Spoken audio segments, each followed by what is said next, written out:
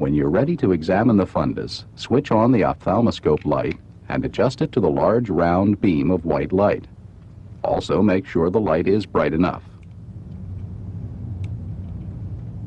Set the ophthalmoscope to 0 diopters.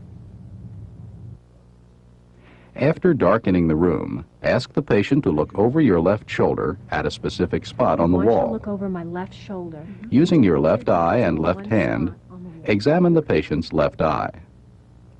From 15 inches away and 15 degrees lateral to the patient's line of vision, shine the light beam on the pupil. Locate the red reflex, which should appear as an orange glow in the pupil. Note any opacities that interrupt the red reflex. While holding the red reflex in view, approach the patient's eye along a 15-degree line lateral to her line of vision until the ophthalmoscope is close to the eye. Try to find the optic disc by following the retinal vessels toward the place where they converge. Now bring the optic disc into sharp focus by adjusting the ophthalmoscope lens. Note the color of the optic disc, the clarity of its margin, and the size of the physiologic cup.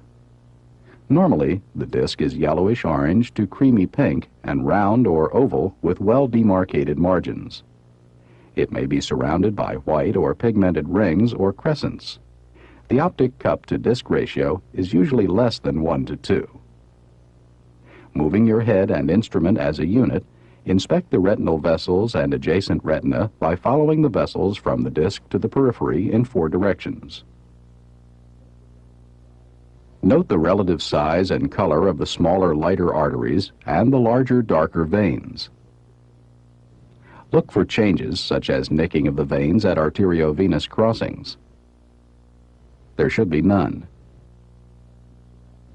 Examine the surrounding retina for hemorrhages or exudates, noting their size, shape, color, and distribution.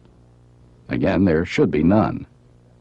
Finally, examine the fovea and surrounding macula by directing your light beam laterally or asking the patient to look directly into the light. The tiny bright reflection at the center of the fovea may help orient you. To focus on more anterior structures, such as opacities in the vitreous or lens, change the diopter on the ophthalmoscope to more positive numbers, such as +10 or +12. Repeat the ophthalmoscopic examination on the patient's right eye using your right hand and right eye.